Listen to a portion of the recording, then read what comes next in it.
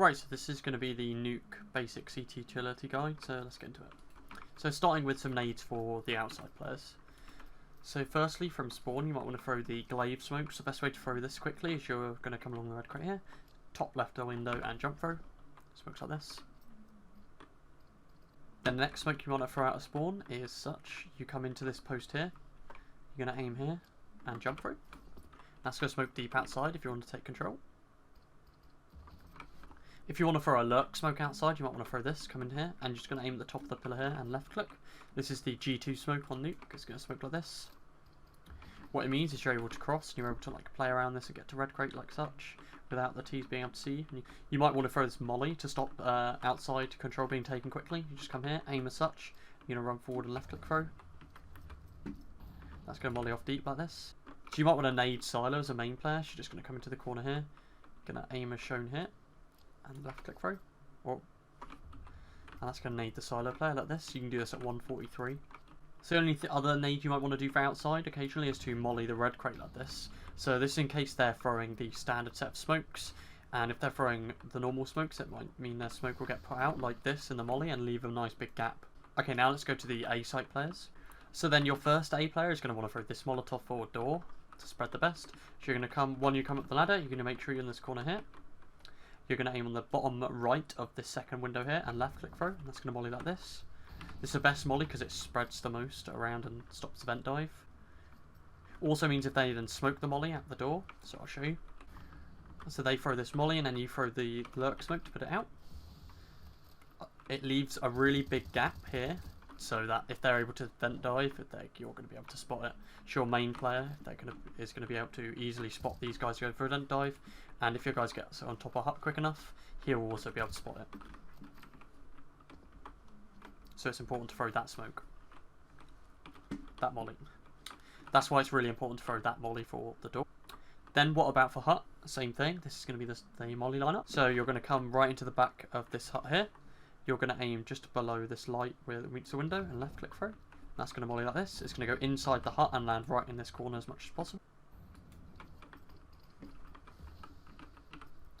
So this means as shown, if the T's try to put it out with this smoke, the molly's still going to be there. So that's why it's important to throw that molly, because it gets so deep into the corner of the door. Then you might want to throw the fake molly. So this is good if you want an AWPer to maybe go and push into hut and get an early peek. You throw it like this. So same place like this. You're going to aim just here, just in the light in between this bit here and left click throw. So what's great about this, the molly goes behind the door. So it means that an AWPer can jump down straight away and start peeking to lobby like so. And from the other side of lobby, you'll hear a molly and you'll see the flame. So this guy will go, oh, lobby's mollied, and might walk off or not, might be paying attention on lobby while your AWPer can push in and get a peek.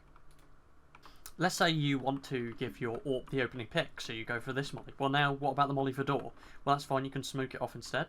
When you're in the corner here, the same position as normal, you're just going to aim just in this light here and left click through. And that's going to be the best smoke for door here. Lands right in the corner here, so gives the T's as less room to play with at the front of it, and so lands like that. So now when you're coming up, you can know the molly or smoke you have to throw. So then what about for retaking A? Well, there's a few. I'm going to show you one smoke and two flashes you can throw. So firstly, if you want to throw the bucket smoke, the one way from heaven, so obviously this is really easy. You just come right click it in the corner and it looks like this. So when you're coming over the smoke, you can use it as a one way out here. Alternatively, you can throw it from down here.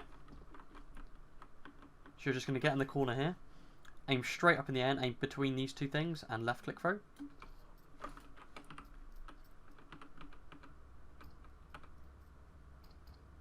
So that lands like that. So this means you can throw it, you could wait a few seconds and start walking in. And especially if you're in a 1v1 or maybe even a 1v2, you're going to think that you're heaven and you're going to be able to come out and you might be able to catch some of these T's like not looking at you and focusing heaven. Now just be careful that if this guy is second vent, he can hear you ping the smoke. So if you're in one left, then they know exactly where you're coming from. Okay, now the two retake flashes you can throw.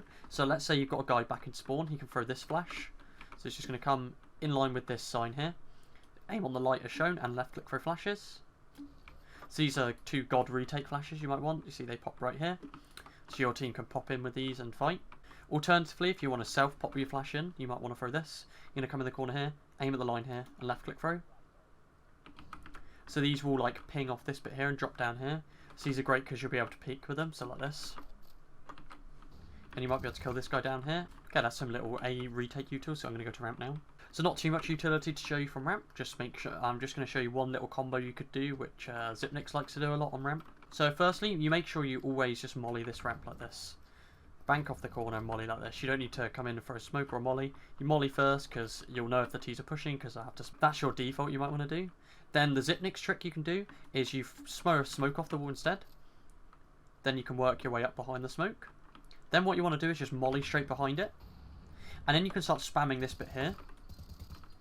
Now, why this is important, you ask? Well, if you look at where the molly is, the molly comes through. Any T's in this position will be forced out toward radio.